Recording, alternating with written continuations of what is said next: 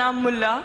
My question is, with regard to the evolution of Homo sapiens, you have Charles Darwin in Science giving an explanation that it's because of the process of natural selection that the human beings have evolved. Now this seems to be in contradiction with the Islamic belief that we are the children of Adam alayhi salam. Now how can this be reconciled?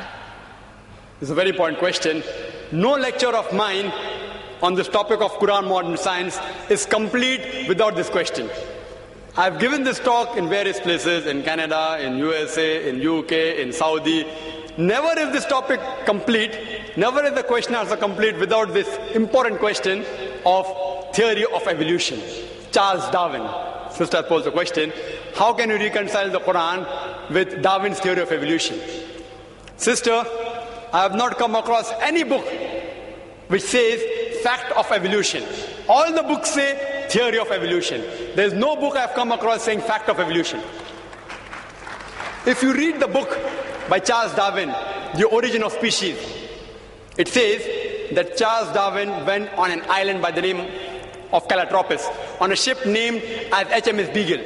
And there he found birds pecking at niches. Depending upon the ecological niches they pecked, the beaks kept on becoming long and short. This observation was made in the same species, not in different species. Charles Darwin wrote a letter to his friend Thomas Thompson in 1861 saying, I do not believe in natural selection, the word that you used. I don't believe in theory of evolution because I've got any proof. I only believe in it because it helps me in classification of embryology, in morphology, in rudimentary organs. Charles Darwin himself said that there were missing links. He didn't agree with it. He himself said that there were missing links. Therefore, if I have to insult someone, that if you were present at Darwin's time, this theory would have been proved right, trying to insinuate that he looks like an ape. It's a joke we make. The reason that this theory, in most parts of the world, it is taught as good as fact. You know why? Even I was in school, I learned about Darwin's theory. And even today they are taught. You know what the reason is, sister? The reason is because that if you analyze the church was against science previously. And you know the incidents that they sentenced Galileo to death.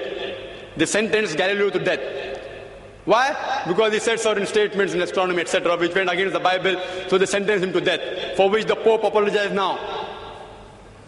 So, when Charles Darwin came up with a theory which goes against the Bible, they didn't want any sufficient proof. An enemy of my enemy is my friend. So all the scientists, most of them, they support the theory because it went against the Bible, not because it was true.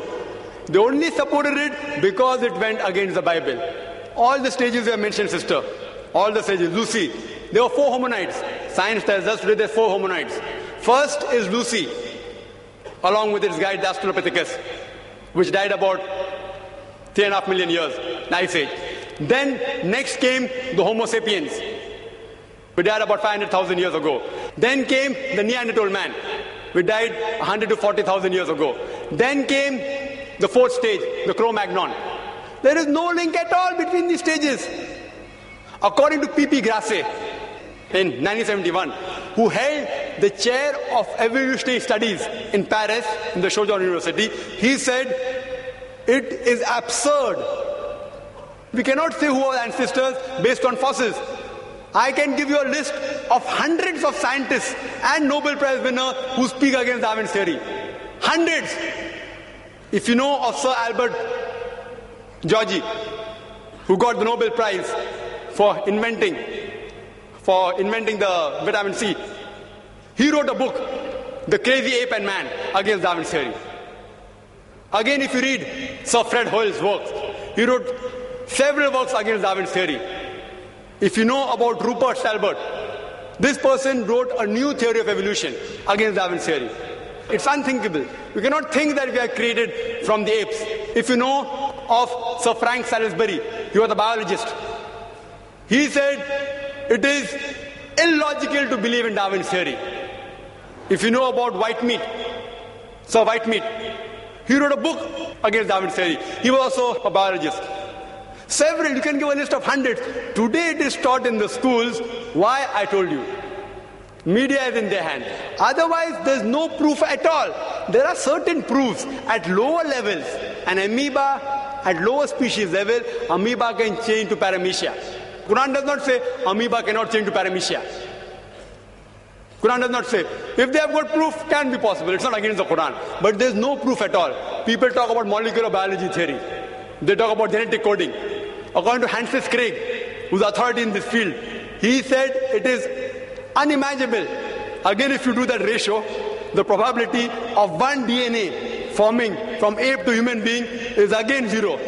If I start calculating, I think we'll get bored again. You know the calculation I told you for one protein molecule? It is somewhat similar from one DNA. It is not possible at all. You know, there's a theory recently that homosexuality is genetic. And when I read in the Times of India, I thought, surely, the moment I attend the next lecture on Sunday in IRF, I'll be asked this question. If homosexuality is genetic, how can Allah blame us? Quran speaks against homosexuality. And I said that, see, this is a theory.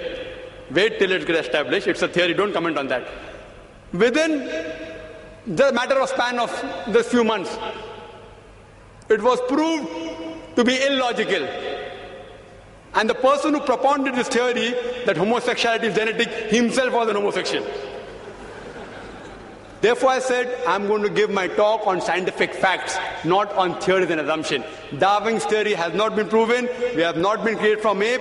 There are hundreds of scientists who speak against that, and Quran speaks against that also. Quran says the first man was Adam, peace be upon him. Inshallah, they'll discover it 100 years afterwards, or maybe 1,000 years afterwards. Today there is research showing that human beings have been created from one pair. Again, it's just a theory.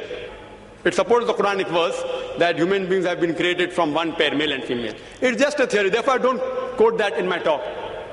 Inshallah, it will be established 50 years afterwards or 100 years afterwards. Then we'll know that Quran conciliates with this part. So far, it's not conflicting. It's not conflicting with established science at all. Hope that answers the question. The next question. Assalamu alaikum. I'm Abdul Samim. I'm a student. In the Quran, it is stated that the hearts of the unbelievers are sealed. But according to science, it is the brain that thinks and not the heart. Your comment, please. The brother posed a question that the Quran says that the unbelievers' hearts have been sealed by Allah subhanahu wa ta'ala. Today science tells us it's the brain that thinks and not the heart, and I do agree with him. So even the Quran unscientific when it says that the heart has been sealed, and I do agree the Quran says that in several places, including Surah Baqarah, chapter 2, verse number 7, that Allah has sealed the hearts of the kafir people. It says that. The seal has been put on the hearts. If you know the Arabic word used here is qalb. The Arabic word qalb has got two meanings. One is heart and the other is intelligence. So if you translate correctly, the word says Allah has sealed the intelligence of the unbelievers. And it's scientifically proven that intelligence has to be sealed, not the organic heart. But there was a person who once posed me the question. Brother Zakir, I agree with you that qalb means heart as well as intelligence. But one verse in the Quran says the hearts are behind the breast. Then what do you have to give the answer for that? And he was quoting a verse of the Quran from Surah Hajj, chapter 22, verse number 46, which says that their eyes are not blind. It is the heart which is in their breast which is blind. So Quran says the eyes are not blind. It is the heart which is within the breast which is blind. The science tells us eyes see, heart cannot see. So isn't this verse unscientific? Here the translation has to be heart. It can't be intelligence. So I tell him, I agree with you, the heart has got two translations. But the word used for breast is sadar. Sadar. Sadar also has got two meanings. One is breast and the other is center. You know how we have the head of an institution, we say sadar of the institution. Like how we have center, if you have been to Pakistan, how in India we have choke. Over there they have centers. Sadar so and so in Pakistan. Center so and so. Sadar also means center. So the correct translation is, the eyes is not which is blind. It is the intelligence which is within the center which is blind. Same, I started my talk. by quoting a verse of the Holy Quran from Surah Taha, chapter 20, verse number 25 or 28, which says, Rabbi shrah li sadri. O my Lord, increase my breast for me. Rabbi shrah li sadri wa yassir li amri wa halul 'uqdatam min lisani yafqahu qawli. This was a dua made by Musa alayhi salam when he was asked by Allah subhanahu wa ta'ala to go and deliver the message to the people. He asked Allah, O my Lord, increase my breast for me. See, breast is not the correct translation. What's the breast got to do with this message? It means, O my Lord, increase my center for me. Rabbi shrah li sadri wa yassir li amri, and make my task easy for me. وَحَلُّ الْعُقْدَةَ مِنْ لِسَانِي يَفْقَهُ قَوْلِي, and remove the impediment from my speech so that they will understand me. As you know, Musa alayhi salam was a stammerer. And if you know, whether fortunately or unfortunately, even I happen to be a stammerer. In childhood I was a stammerer.